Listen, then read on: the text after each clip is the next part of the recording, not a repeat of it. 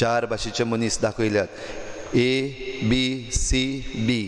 A म्हणल्यार जो इन्फेक्टेड जाल्लो आसा. B म्हणटा तो इन्फेक्टेड जाला पूण कोणाक खबर ना तो इन्फेक्टेड जाला म्हूण. C म्हणटा तो A जो इन्फेक्टेड जाला ताका भेटलेलो मनीस, ताजो कडेन वळखीचो, ताचो इश्ट, आनी ह्या पासत ताका क्वॉरंटायन केलो. जे भाशेन आमच्या गोंयांत आतां 14 जाणांक क्वॉरंटायन केला. इन्फेक्टेड आसा ते 3 जाण A. आनी D म्हणटा ते जे भितर आसात, stay at home, lockdown, social distancing, हें सगळें करतात बरे भाशेन, ते D. तांकां कांय जावंक ना आजून.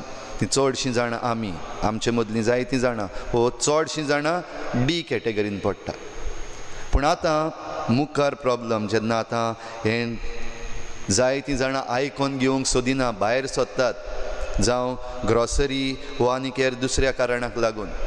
तातूंत भितर जायतीं जाणां आसात जीं गरज नासतना भायर सोदतात. घरान रावपाक जायना बसून, सुसेग ना, आनी ह्या पासत बेश्टी भायर मस्ती करपाक. आनीक हेंच कारण घेवन आतां जरी तर आमी सगळीं भायर सरलीं जाल्यार जें कितें इटालियाक जालां, जें कितें इरानाक जालां, जें कितें युरोपाच्या देशांनी जालां, तें आमकांय घडूंक शकता. आयज पासून आमी बरीं आसा. ह्या पासत हीं 2 ते 3 सुमानां जीं येतात, जे आमकां लॉकडावन मागलेलो आसा 21 दिसांचो, तो भोव गरजेचो. तातूंत भितर आमी जरी तर आतां भायर सरलीं जाल्यार क्वॉरंटायन केल्ले आसा ते बंद आसा. D जे आसात बरे आसात आमी, ते आमी सगळे ग्रॉसरी शॉप्स आनी हेर दुसरे सुवातेर वचून एकामेकाक भेटपाक लागलीं. A आसा ते आमकां मेळचे ना चडशे, कित्याक तांकां आयडेंटिफाय केला. पूण जे B जे आसा म्हणजे ते इन्फेक्टेड म्हूण कोणाक खबर ना, ते ह्या मनशांक म्हणजे A जे आसात इन्फेक्टेड आसा तांकां, वो जे कोण इन्फेक्टेड आसा तांकां मेळ्ळोले, तांकां मेळून घडये तांकांय हो वायरस आसा. पूण सिमटम्स आजून दिसूंक ना, कित्याक इन्क्युबेशन पिरियड म्हणलेलो आसा आनी तो 2 सुमानाचो, 14 दीस तरी लागता समजूंक. त्या उपरांत सिमटम्स दिसती पडटले. पूण त्या काळा भितर जरी तर आमी तांकां मेळटा जाल्यार तोच वायरस आमकां येवपाक शकता. इतलो डेंजरस तो वायरस. आनी हेंच घडलां इटालियाक आनी हेर दुसऱ्या देशांनी. आनी आयज कितें जालां तें आमच्या दोळ्या मुखार आसा. आमकांय जाय काय हें आमी बरे भाशेन चिंतचें. आनी ह्या पासत आमच्या मान्य मुखेल मंत्र्या लागीं आमी मागता, आमी तुजे बराबर आसा. लॉकडावन आसूं दी, लॉकडावन काडनाका. ज्यो इसेन्शियल सर्विसीस दिवपाक जाय, जे प्लॅन्स काडलेले आसा ते आमी मानून घेता. तातूंत व्हॉलंटियरींग हेंय बीन एक बरीशी वस्त तुमी काडल्या विचून. जायते जाण आमची तरणाटीं तयार आसात हें व्हॉलंटियरींग करपाक. कित्याक सगल्यांक हें जाल्लें आमकां नाका. आमी सगल्यांनी बाराबर वावर करूंक जाय. It is not like it is your responsibility, go and do what you want. कित्याक एकल्याक जायत जाल्यार तें सगल्यांक केन्ना जालें आनी कशें जालें आमकां कळचें ना.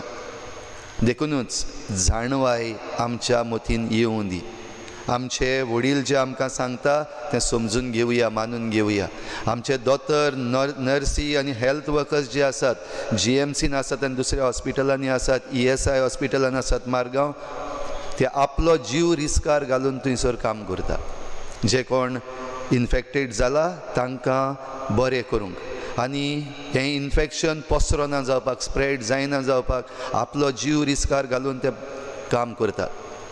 थोड्यो फॅसिलिटीज पासून तांकां ना, फावो तितलें प्रोटेक्शन ना. दोतोरांचें आमी आयकलां कालच्या दिसाक, फावो तितलें प्रोटेक्शनूय तांकां ना. तरी पूण आपलो जीव रिस्कार घालून हो स्प्रेड आडावपाक, to stop this spread, they are working आनी दे नीड आर सपोर्ट.